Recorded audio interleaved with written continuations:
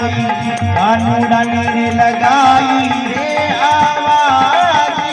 लगाई रे आवाजी काकड़ में बाजा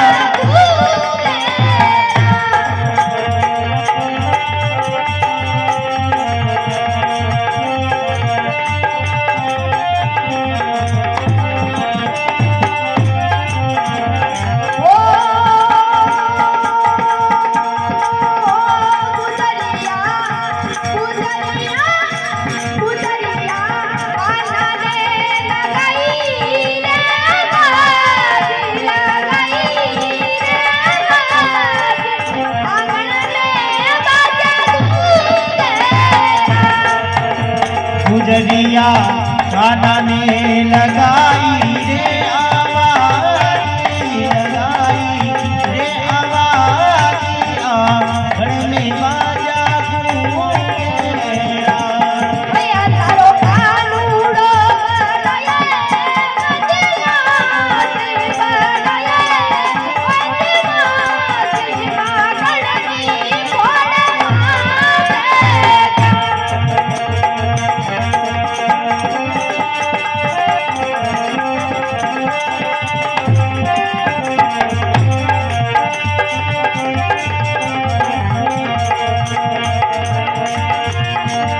भैया थारो कानूड़ो ये बड़ो बदमाशी बड़ो ये बदमाशी माँ